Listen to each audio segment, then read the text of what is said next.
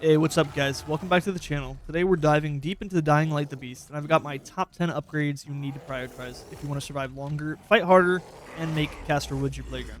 Whether you're new to the game or already grinding, these tips are going to save you a ton of time and make you an unstoppable beast yourself.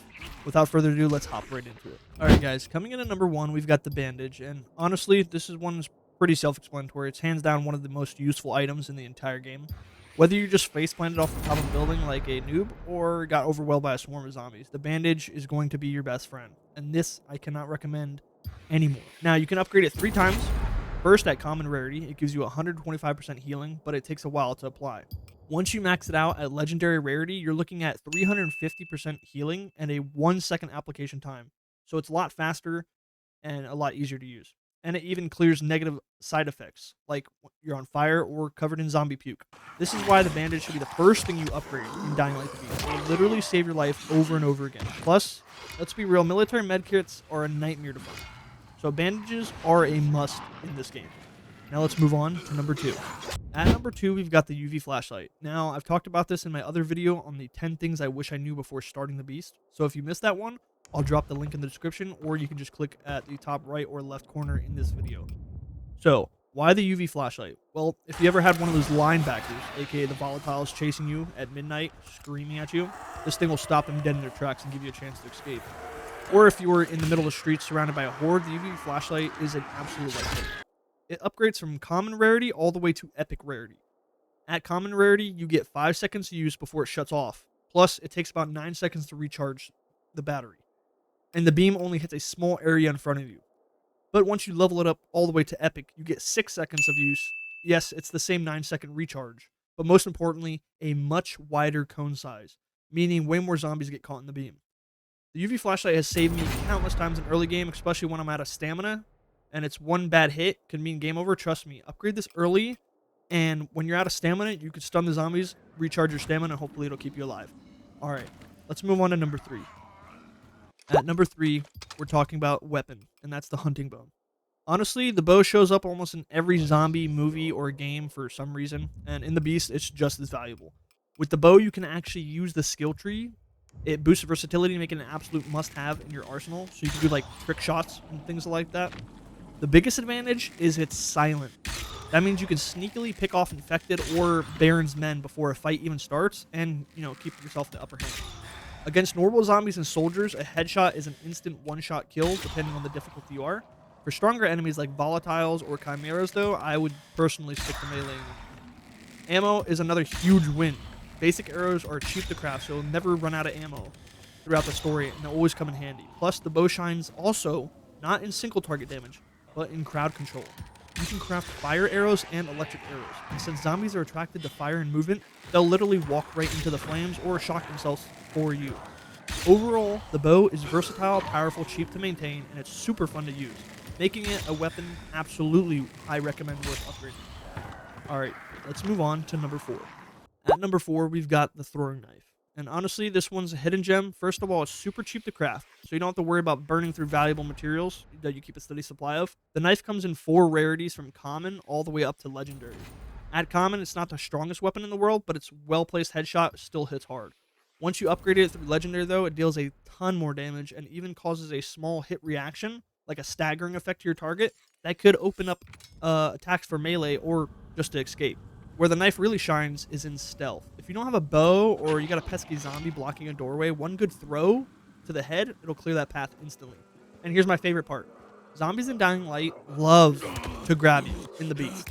Normally you have to spam the interact button to break free, but with the throwing knife equipped, just tap the button and the zombie holding you hostage drops instantaneously. For how cheap, effective, and versatile it is, I'd say the throwing knife is absolutely worth upgrading, especially if you're into stealthier type of gameplay. Now let's move on to number 5. At number 5, we got the trusty Molotov. This one needs no introduction. It's been in previous franchises, countless movies, and just about every zombie game probably ever made, and for a good reason, because it's insanely effective against the undead. The Molotov here is cheap to craft, especially in the early and mid game, but it's completely viable in late game too. It has 4 rarities from common, rare, epic, and legendary. At common, you're looking at 85 initial explosion damage, 170 damage per second, and a 3/4 meter radius, and a 6-second burn time. You upgrade it all the way to legendary, and the numbers jump from 230 explosive damage and 375 damage per second with the same radius and duration. Where the Molotov really shines is crowd control. You toss one in the horde, not only deal immediate burn damage, and the fire explosion actually attracts zombies, making them walk straight into the flames, and they basically end up burning themselves alive, which means you get more kills than you actually expected. So it's cheap, reliable, and devastating in groups. That's why the Molotov is one of my top upgrades that I recommend. Now let's move on to number 6. At number 6, we've got weapon mods. Yep, they've been around here since the first Dying Light in the entire franchise, and they're back again, obviously, in the Beast, and they're better than ever. Mods let you load up weapons with whether it be fire, bleed, electricity, and there's a ton of other status effects to help you shred through zombies pretty damn quick. Now, here's the thing. A lot of players sleep on the mods early game. I see this time and time again. Not many people want to upgrade or waste their materials early game upgrading mods, but I cannot recommend them enough. I recommend them upgrading them as soon as possible because in this game, parkour and melee combat means that your weapons are your lifeline. Find an element or a build that you really enjoy, whether it's burning zombies alive or, I don't know, shocking groups into electricity or watching them bleed out, and upgrade it to the max. Mods will only make fights easier, but they make your entire story playthrough way smoother. Bottom line, whether you're a new player, story mode, or a veteran running brutal difficulty, you need mods on your weapons. And upgrading only makes you hit harder, so why not? Don't skip out on these. Now, let's move on to number 7. At number 7, we got the tried and true, the Grappling Hook. This tool's been in every Dying Light game, and honestly, a lot of fans, including myself, still say the first game had the absolute best version. The freedom and experience it gave you is probably unmatched in all the Dying Lights.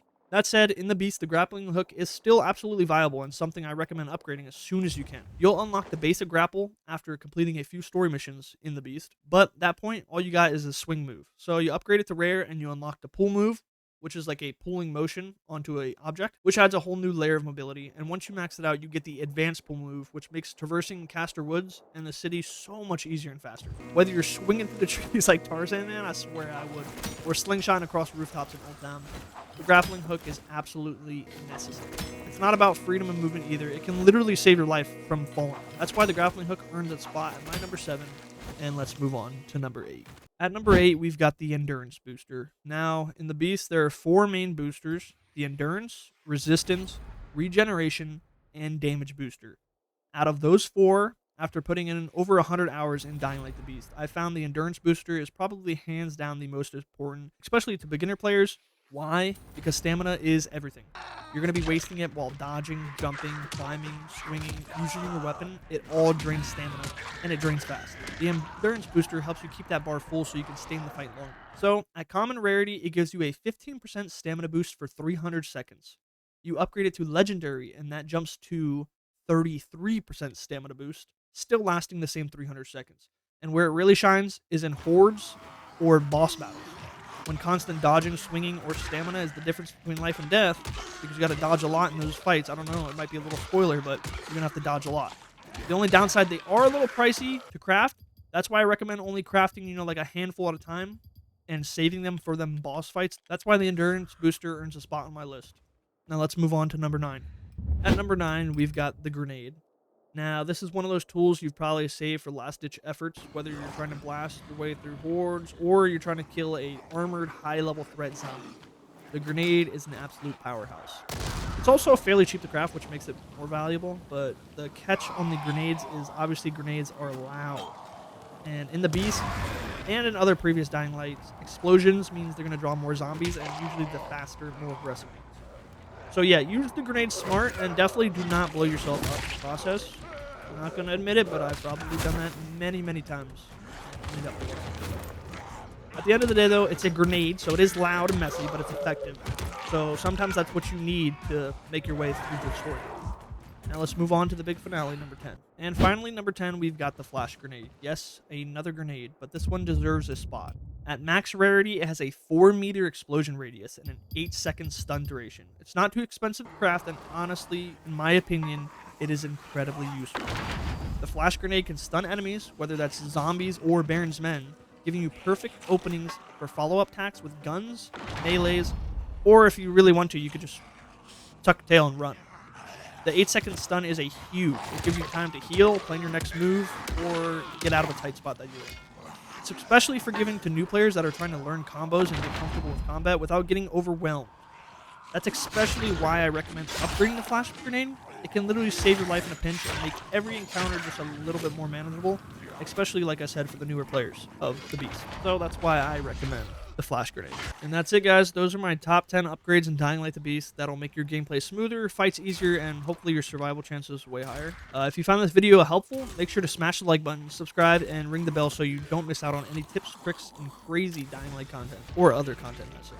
Also, drop a comment and let me know which is your favorite upgrade, or is there something you think that I missed. I love watching and seeing what you guys recommend. Thanks for watching. I'll see you guys later, and God bless.